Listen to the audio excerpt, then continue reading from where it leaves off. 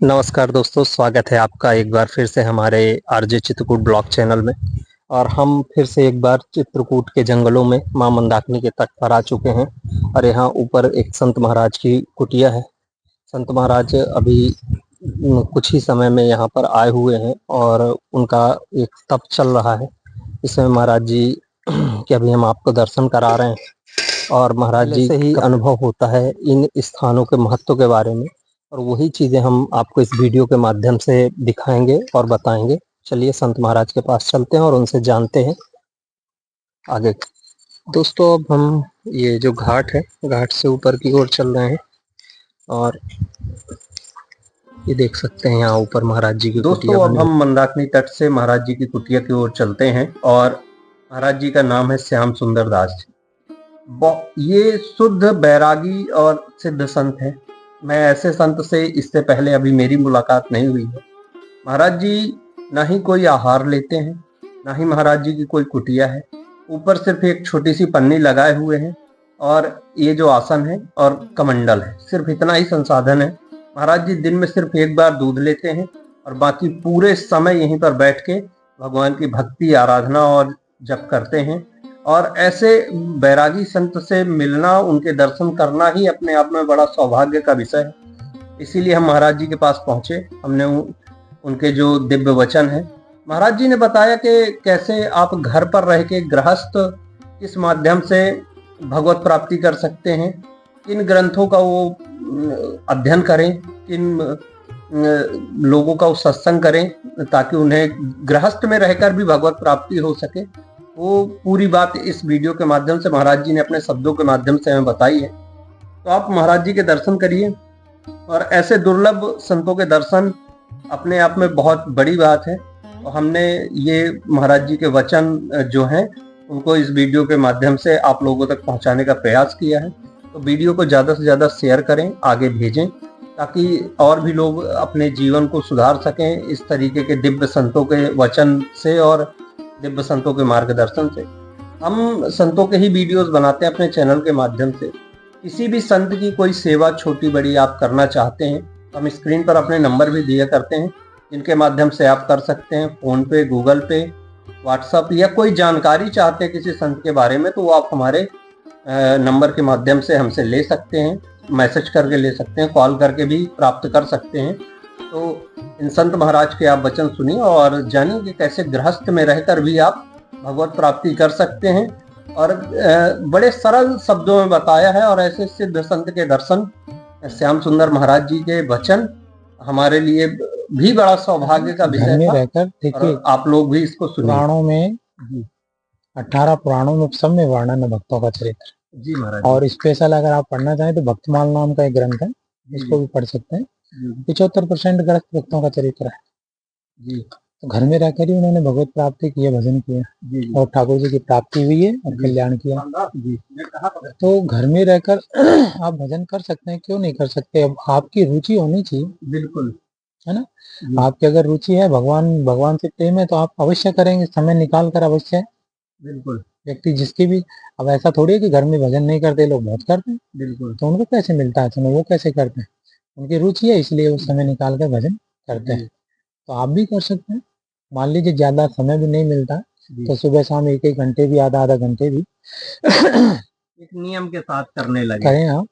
तो जैसे मान लीजिए भक्तमाल है जी, रामचरितमानस है, भागवत जी है, गीता जी है, 1-1, 2-2 दोहा भी रोज अगर इनका अर्थ सहित पढ़ेंगे तो स्वतः आपको कल्याण का मार्ग मिल जाएगा, स्वतः आपकी बुद्धि शांत रहेगी, स्वतः आप धर्म के मार्ग पर अग्रसर होंगे। ज्यादा समय भी मान लीजिए नहीं मिलता है, आसपास कहीं मंदिर है, सुबह शाम दर्शन करने जाओ ठाकुर जी के, दंडोत प्रणाम करो सुबह शाम, है ना। घर में आमतौर पे देखा जाता है कि शहरी जीवन में लोग पैसे तो बहुत कमा रहे हैं और बहुत सारे संसाधन जुटा लिए उनने सुख सुविधाओं के, लेकिन अंत में हमारे पास भी बहुत लोगों के फोन आते हैं जो खुश नहीं है, अंदर से बेचैन है और परेशान है, ये भगवान से विमुख है। इसीलिए शायद ऐसा कुछ आत्मिक शांति नहीं है। आत्मिक शांति नहीं है। वो इसलिए नहीं है क्योंकि भौतिकता में आत्मिक शांति नहीं होती। भौतिक देखिए जी, शरीर है पंचभूत जी महाराज, पंचभूतों से शरीर बना है जी, प्रकृति का है जी, है ना। प्रकृति के शरीर को आप पुष्ट कर सकते हो, शरीर को अच्छा रख सकते हो प्रकृति की चीजों से, बिल्कुल है ना। जी। लेकिन इसके अंदर जो चेतन स्वरूप है जी वो जी परम तत्व का अंश है, यानी कि आत्मा है, परमात्मा का ही स्वरूप है। बिल्कुल महाराज जी। तो वो अब ये जो भौतिकता से परे है, वो चीज जो भौतिक चीजों से प्रकृति से अलग है, तो वो प्रकृति की चीजों से कैसे प्रसन्न हो सकती है ना। जी तो उसके लिए जिसकी जो खुराक है उसको देनी पड़ेगी। जैसे आप शरीर को पुष्ट करने के लिए, शरीर को अच्छा रखने के लिए सुबह शाम नहाते धोते हैं, तेल साबुन लगाते हैं ना, जी बढ़िया खाना खाते हैं, तो शरीर पुष्ट रहता है, शरीर अच्छा रहता है, क्योंकि प्रकृति का है, तो प्रकृति की चीजों से ये जी महाराज पुष्ट रहेगा। तो वैसे ही आत्म शांति के लिए, आत्म बल के लिए, जी। पूर्ण शांति के लिए आपको सत्संग करना है, ठाकुर जी की शरण में जाना है, सत्संग करो। जो आध्यात्मिक ग्रंथ है, जी ज्यादा समय नहीं है, घंटे आधा घंटे उनका पाठ करो अर्थ सहित, है ना, घंटे 2 घंटे आधा घंटे जितना भी समय मिले। जी तो उससे व्यक्ति को धीरे धीरे आत्मिक शांति की प्राप्ति होती है। और क्या सही है क्या गलत है, क्या जी करने योग्य है क्या ना करने योग्य है, इसका मार्गदर्शन शास्त्रों से मिलता है ना। और धीरे धीरे, जैसे हम बचपन से भौतिकता में है, यानी कि संसार में है, तो हमें संसार की चीजें लुभाते हैं, संसार की चीजों में हमारा इंटरेस्ट है। क्यों है? क्योंकि हम बचपन से इन्हीं सब चीजों में है। हमारी रुचि, हमारा कार्य, हमारी जो भी शरीर की जितनी भी ऊर्जा है वो समस्त संसार में ही व्यय हो रही है। तो वैसे ही अगर हम इस ऊर्जा को इकट्ठा करके अगर अलग दिशा में लगाएंगे, जैसे आध्यात्म की ओर लगाओगे, तो आपकी रुचि स्वतः आध्यात्म की ओर बढ़ेगी और आपको जानकारी वहां से प्राप्त होगी। भाई जिस क्षेत्र में आप कार्यरत होंगे उस क्षेत्र में आपको जानकारी बढ़ेगी कि नहीं बढ़ेगी। बिल्कुल बढ़ेगी तो महाराज। वैसे ही जैसे आप धीरे धीरे आध्यात्म की ओर बढ़ेंगे, तो आध्यात्म की शक्ति, आध्यात्म की ऊर्जा, आध्यात्म की शांति आपके स्वरूप में, आपके अंदर, आपके कर्मों में, आपके विचारों में, जी आपके भाव में स्वतः उतरेगी। और बिल्कुल धीरे धीरे आपको आत्मिक शांति प्राप्त होगी। धीरे धीरे में आपका जीवन सुख में और पवित्रता की ओर अग्रसर हो जाएगा। तो इसके लिए आपको उस क्षेत्र की ओर अग्रसर होना पड़ेगा। जी ज्यादा समय नहीं मिलता, शास्त्रों का थोड़ा बहुत अध्ययन कीजिए, अर्थ सहित पाठ कीजिए। जी सुबह शाम मान लीजिए आस पास कोई मंदिर है, जी वहाँ दर्शन कीजिए, है ना, सत्संग कीजिए ग्रंथों के माध्यम से। नहीं जी। समय मिलता है कहीं जाने आने का, तो उसी से धीरे धीरे होते हुए चलेंगे। वृंदावन में भी रहे हैं कई जगह। और उत्तराखंड में महाराज जी कितना समय रहना हुआ?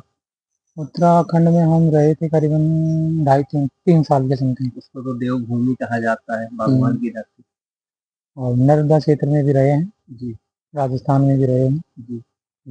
बहुत महाराज जगह जी रहे। चित्रकूट के बारे में कुछ बताइए कि चित्रकूट जैसे हम यहाँ पर देख रहे हैं, बहुत अधिक संत यहाँ पर तपस्या करते हैं, भगवान श्री राम भी यहाँ आए। तो कुछ आप अपने अनुभव से चित्रकूट की विशेषता जो आप के हिसाब से चित्रकूट की महिमा देखिए, है। धाम की महिमा अपनी अपनी होती है, जी जी जहाँ भी जो भी धाम है उसकी अपनी महिमा होती है। तो चित्रकूट की एक अपनी महिमा जी है ना।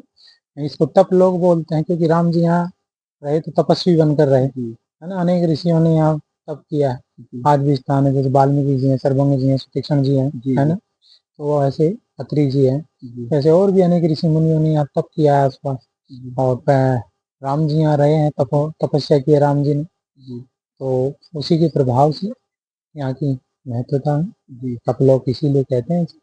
गोस्वामी जी भी यहाँ रहे। क्या चित्रकूट के अलावा और भी कहीं पर भारत में तपलोक है? जहाँ साधक का मन लगता है, जी जहाँ साधक की तपस्या या अनुष्ठान सफल होते हैं, जी वो तपलोक ही होता है। जी बाकी धाम की तो अपनी महिमा है, जी लेकिन साधक के लिए सबसे श्रेष्ठ धाम वही होता है जहाँ उसका मन लगे और जहाँ उसका भजन हो, साधन, जी। वही उसका लिए सबसे श्रेष्ठ धाम है। स्थान है। जहाँ साधक का भजन होता है ना, जी महाराज जहाँ जी उसका मन सुलभता से ठाकुर जी में एकाकार हो, जी जहाँ उसका तप साधन अनुष्ठान हो, जी वो उसके लिए सबसे श्रेष्ठ साधन है और जी सबसे श्रेष्ठ धाम है। जी क्योंकि धाम वही होता है जहाँ ठाकुर जी का निवास होता जी है ना। तो धामों की महिमा क्या है? जी क्योंकि यहाँ ठाकुर जी ने निवास किया है, ठाकुर जी किसी न जी किसी स्वरूप में अंश में जी निवास करते हैं। तो जी। धाम ठाकुर जी की वजह से ही तो है ना। बिल्कुल तो बिल्कुल। वैसे ही जहाँ ठाकुर जी साधक के हृदय में विराजमान होते हैं, जी वही जगह उसके लिए धाम होता जी है ना। जी तो इसीलिए जहाँ भी साधक रहकर भजन करता है, जहाँ उसकी साधना होती है, जी वो महाराज। उसके लिए धाम ही होता है। अच्छा महाराज जी, यहाँ पे एक चीज आपके कुटिया में हम और देख पा रहे हैं। कुटिया क्या है, सिर्फ एक पन्नी लगी हुई है, आपका एक आसन है, उसके अलावा सभी जितने भी स्थान हैं जहाँ संत हैं, उसमें सभी के पास भगवान भी हैं, मंदिर है, पूजा पाठ है। मैं देख पा रहा हूँ कि पीछे आपके श्री राम नाम है। और आपने बताया कि कल भोलेनाथ हमारे होली के दिन यहाँ पर स्थापित हो गए। उसके अलावा बस भगवान को मानसिक रूप से ही जप चलता है। ठाकुर जी सर्वत्र है लाला, जी है ना। जी एक देशीय नहीं है ठाकुर जी। जी ठाकुर जी तो सर्वदेशीय हैं, सभी जी जगह हैं, कण कण में है ना। व्यक्ति का भाव होता है, कहाँ देखता है कहाँ नहीं देखता जी है ना।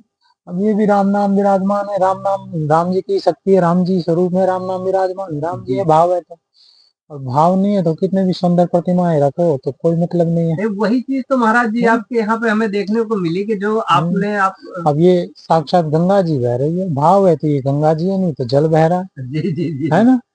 और बाकी संत हैं, सब ठाकुर जी के ही स्वरूप है, उन्हीं का दर्शन करो, वही सब ठीक बिल्कुल है महाराज ना। जी। और केवल हमारी दृष्टि को एक देशीय बनाकर रखना, जी यानी कि कहने का मतलब हमारा केवल मूर्ति में ही परमात्मा का दर्शन करना, जी ये भी तो एक देशीय हो गया ना, बिल्कुल महाराज। है ना। और दूसरी जो भगवान के बनाए हुए मनुष्य हैं, भगवान के बनाए हुए जीव हैं, समस्त सृष्टि परमात्मा में ही में है, कण कण में परमात्मा है, तो अब उनका तिरस्कार हम करें और एक देश यही केवल हमारी श्रद्धा है, तो वो कैसी श्रद्धा है ना। सत्य महाराज।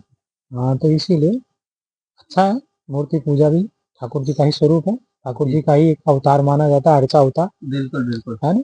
जी जो भी प्रतिष्ठा तो होता है ना, मतलब हम जो भी ठाकुर जी की स्थापना करते हैं, तो स्थापना के बाद में उसमें ठाकुर जी का प्रादुर्भाव हो जाता है ना, जी तो उसको भी शास्त्रों के अनुसार अर्चा अवतार माना जाता है ना। जी जी तो वो भी एक ठाकुर जी का ही स्वरूप अच्छा है, लेकिन केवल एक देशीय दृष्टि रखना ये गलत है ना। सर्वत्र ठाकुर जी सभी में है, तो जी हम मंदिर में भी ठाकुर जी का दर्शन कर रहे हैं, अच्छी बात है, जी। लेकिन हम और जगह तिरस्कार कर रहे हैं व्यक्तियों का, जीवों का, तो वो के ही स्वरूप है। और शास्त्रों के अनुसार अगर आप माने तो कण कण में परमात्मा है, आत्मा सभी में विराजमान है, सब परमात्मा का ही अंश। सभी का आदर करें, सम्मान करें, सबकी सेवा करें, परमात्मा की वही सेवा। सत्य महाराज जी। तो उस कारणवश हमने उनकी ठाकुर जी का नाम विराजमान है, जी तो इनको ऊपर स्थापित, नहीं नहीं वो तो बाकी ये पंखा है। लेकिन अब वो अपने लेकिन अब उचित उसमें स्थान पर हैं। राम नाम विराजमान है, इसलिए हमने इनको वहाँ बिल्कुल स्थान दिया। बिल्कुल। नहीं स्थान आपने उचित स्थान दिया हाँ, उनको। तो इसीलिए बाकी वो हवा करने के लिए दिया था एक बगल में पंखा, लेकिन अब उसमें वो राम जी का नाम विराजमान है। अब राम जी का नाम अब हाथ में पंखा है, गंदे गंदे कुछ भी, तो वो थोड़ा हमको ठीक नहीं लगा, इसलिए ऊपर स्थापित कर दिया हमने। बिल्कुल हाँ, बिल्कुल। ठाकुर जी का नाम नहीं विराजमान होता था, हवा करने के काम लेते हैं, बिल्कुल। लेकिन अब उसमें ठाकुर जी का नाम विराजमान है, जी महाराज तो जी। मैंने भी सिर पर विराजे आपको, इसलिए ऊपर विराजमान है ठाकुर जी। ठीक महाराज जी, इसी के साथ हम भगवान श्री राम जी का ये जो आशीर्वाद स्वरूप आपके शब्द मिले हैं, आपने भक्तों तक या आपने जो सुनने वाले हैं, श्रोता हैं, उन तक उनका मार्गदर्शन होता है इन वीडियोस और इन चीज़ों के माध्यम से। और इसी तरीके आप लोगों के माध्यम से उनका मार्गदर्शन होता रहे, हमारा भी यही प्रयास है। हमें भी इसी माध्यम से आप लोगों के दर्शन होते रहते हैं। हम्म, आप लोगों की कृपा बनी रहे।